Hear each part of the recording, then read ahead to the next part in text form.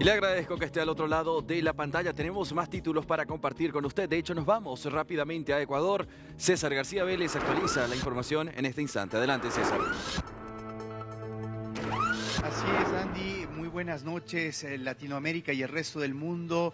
Habíamos advertido que el próximo 8 de abril culmina este estado de excepción que fue prolongado luego de la aprobación de la Corte Constitucional, y hay la gran incertidumbre de qué va a pasar a partir de ese momento, con el toque de queda, con la actuación de los militares. Todo esto lo vamos a analizar desde el orden de lo legal junto a Ramiro García, quien es catedrático universitario de quienes se están formando en la Facultad de Jurisprudencia, además reconocido jurista acá en el Ecuador. Gracias, Ramiro, por la entrevista. ¿Qué recursos constitucionales existen para que, por ejemplo, las Fuerzas Armadas sigan haciendo este papel cuando vemos que apenas se descuidan en las cárceles o lo que sea y hay amotinamientos y abusan quienes están tratando de sembrar el terror en este momento? Bueno, lo primero que tenemos que entender es que no podemos vivir en un estado de excepción permanente. El estado de excepción, como lo indica su propio nombre, debe ser excepcional. Lastimosamente nos hemos acostumbrado a que vía estado de excepción se pueda tratar de controlar los niveles de violencia e inseguridad en el país. Evidentemente, las causas no radican solamente en la falta de intervención militar, sino en la enorme inequidad socioeconómica que existe en el país también. Mientras no existe inversión social, mientras no se garantice que el segmento más pobre de la población pueda acceder a niveles de vida dignos, el narcotráfico y la criminalidad organizada van a continuar pescando de ese, digamos, de ese segmento sus nuevos soldados, sus nuevos adeptos. Así es, donde no llega el Estado son fácil presa, entonces. Justamente la falta de presencia estatal, la falta de institucionalidad, es aprovechado por las mafias, quienes a falta de Estado terminan siendo los que ponen las reglas y los que ponen el orden en esos territorios. Ahora, se hablaba mucho en anteriores gobiernos que no había la posibilidad de que las Fuerzas Armadas se extralimiten en sus funciones. Se trató de pasar una ley de seguridad en la Asamblea, en el caso del presidente Lasso. Posteriormente también se está impulsando a través de la consulta popular ciertas reformas. Pero en este momento, lo que nos da la Constitución, ¿les permite extenderse sin el estado de excepción a los militares?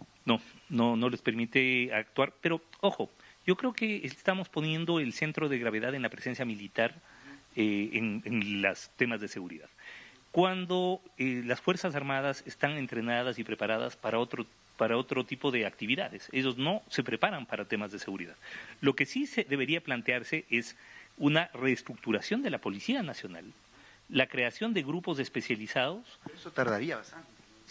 No creo que sea demasiado complejo, porque además ya existen grupos especializados, pero habría que ampliar esos grupos, teniendo en cuenta las características y modalidades específicas de los grupos de criminalidad organizada actuales que operan en el Ecuador. Ahora vemos, por ejemplo, en el caso Plaga del día de hoy, que hasta policías, gente del SNAI está mezclada con este tema de la corrupción utilizados por narcotraficantes. En ese sentido, por ejemplo, limitándonos a las cárceles que fueron los centros de mando durante todo este tiempo, ¿cómo actuar después del estado de excepción? Bueno, el problema de meter a los militares en estas tareas de seguridad implica no tener un plan B para el control del sistema carcelario.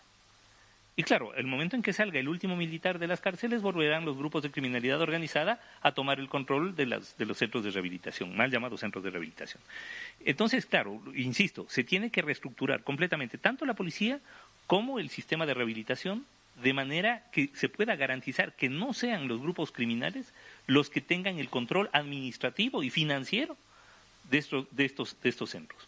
Ahora, siguiéndonos a la parte específicamente legal, y lo conversaba ayer con el ministro de Defensa, el presidente también advirtió, y la ministra de Gobierno, que se van a buscar los mecanismos legales para que al menos puedan continuar los militares dentro de las cárceles. ¿Esto es inconstitucional? ¿No hay forma?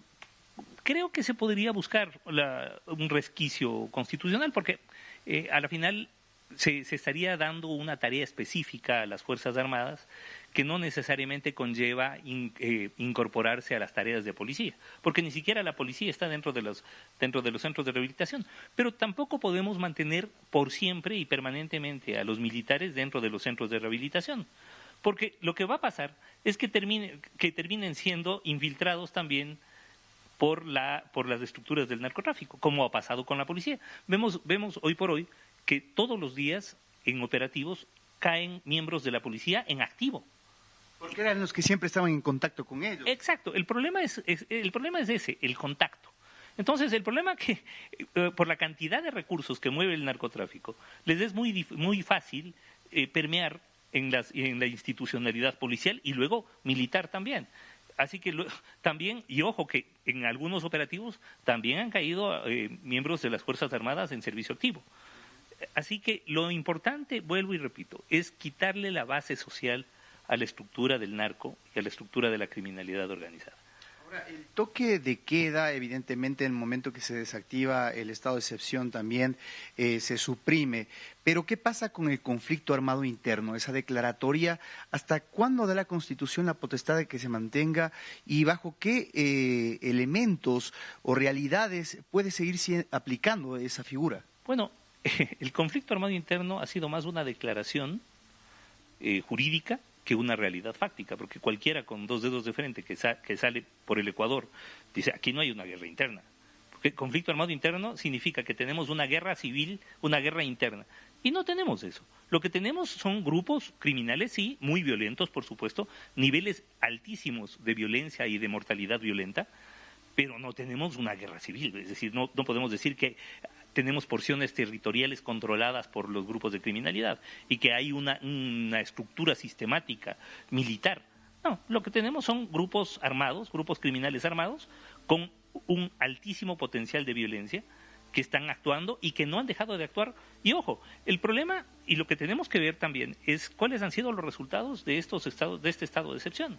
Porque ¿usted cree que los resultados no han sido buenos? Pero en absoluto. Hay delitos como el secuestro y la extorsión que inclusive se han incrementado. Y otros, como el de las muertes violentas, como el de los homicidios y asesinatos, que en un principio bajaron notablemente y ahora se está retomando el mismo nivel de violencia que en el mes de enero, antes de la emisión del decreto 111 que establecía el conflicto armado interno. En conclusión, ¿qué piensa que se debe hacer a partir del 8 de abril? Yo creo que se tiene que empezar ya por fin a dejar ese cortoplacismo tan característico de nuestros gobiernos latinoamericanos y sobre todo ecuatorianos y empezar a pensar en el mediano y largo plazo.